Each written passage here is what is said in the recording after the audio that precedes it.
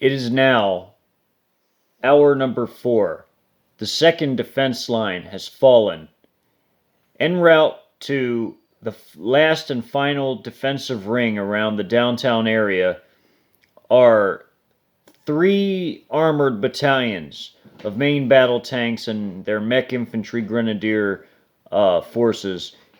In tow with them is a Mech Infantry Grenadier Battalion, all part of the 8th Armored Division here. And upon breaking through and headed south and west also to the first line, they run into some scattered pockets of resistance along the way to the last defense line. And I take you there now. And this is I-95 north and southbound lanes here. And these are some of the armored formations that are spearheading the attack.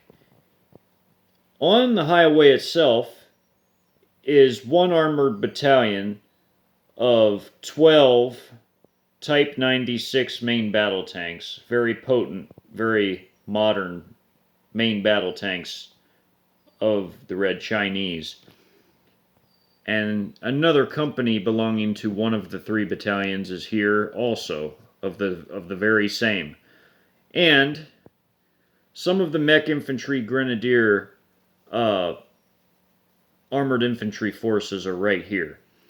And these dismounts here came from this same company, dismounted their APCs and IFVs and assaulted these areas to support their vehicles, who are spearheading the attack underneath the overpass, while the armored companies from the battalions take the highway to other positions further to the south of right here.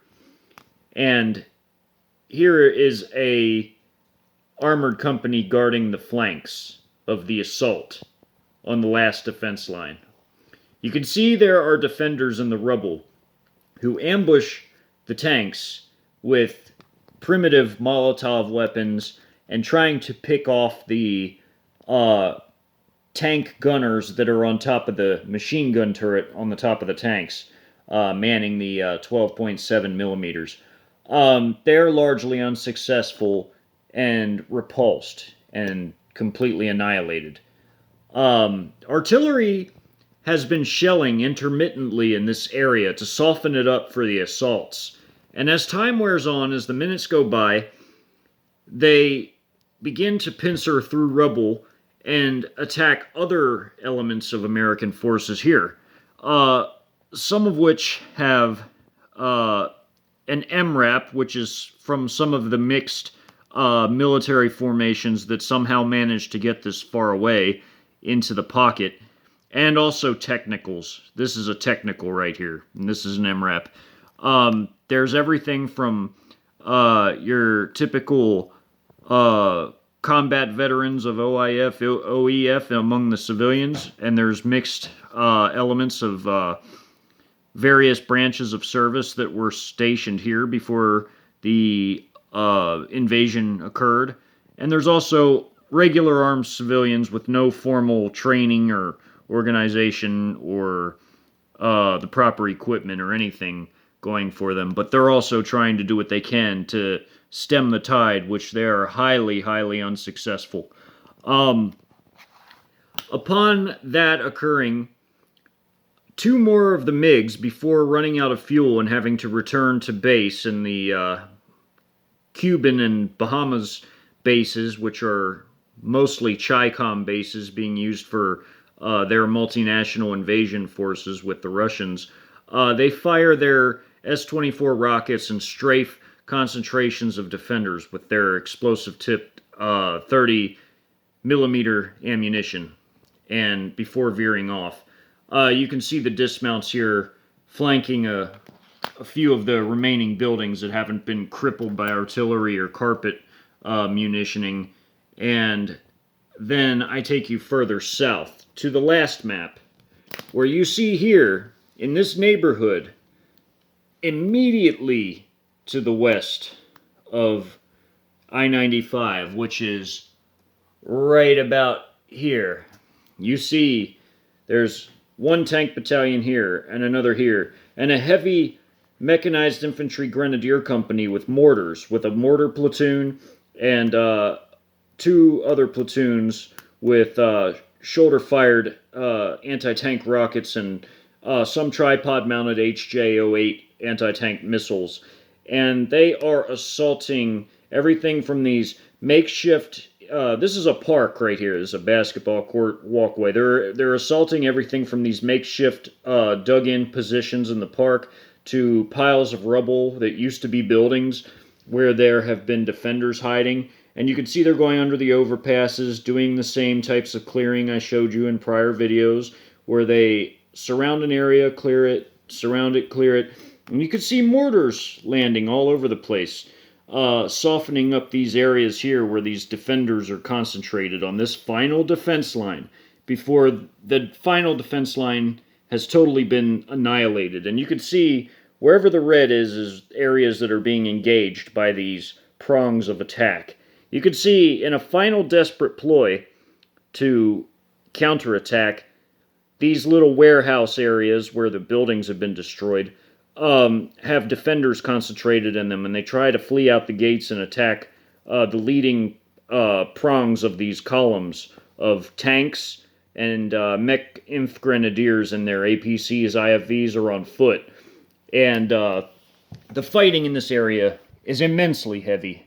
Casualties are, of course, very high, as they have been throughout this entire invasion and this battle in particular, but you can see they're beginning to come in and flush out these areas, and they begin engaging with mostly foot infantry who they send in to clear out this area of warehouses. This is a highly commercial and industrial part of the city here, as you can tell by these warehouse buildings and factories and other such complexes.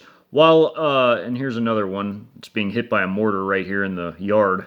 And on this side, you can tell it's kind of a low-income sort of a housing community where there's apartments here. You can see the brown, that means it's grass. Well, not so much anymore, but as walkways, grass. There's a park here with the basketball court.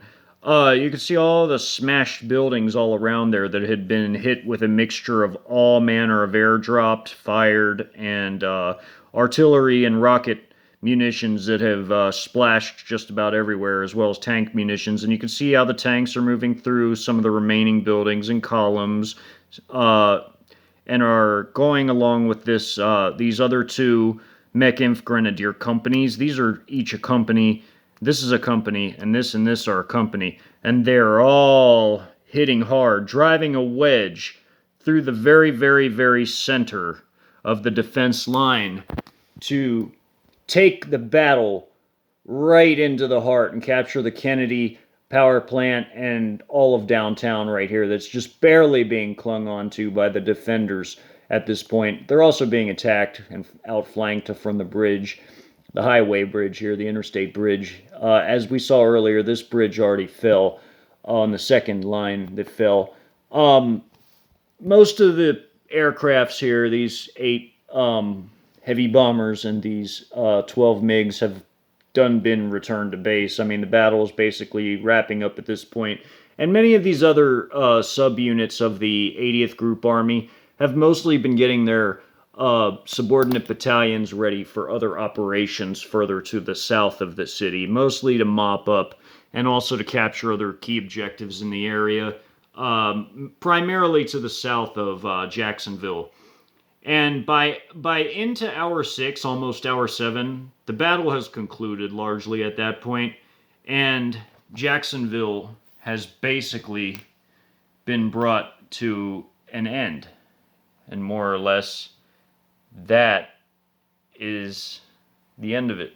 As you can see here, I'm going to give you time to observe all the mortar strikes and the areas and who's doing what, and you can kind of see all the little details I put into there. You can see the MiGs in the top map, mini tactical map, and you can see how the vehicles move through and amid the rubble and on the streets. You can see where artillery and mortars hit. You can see all that. The artillery's on the top, and the bottom, these are just mortars because they're smaller blasts.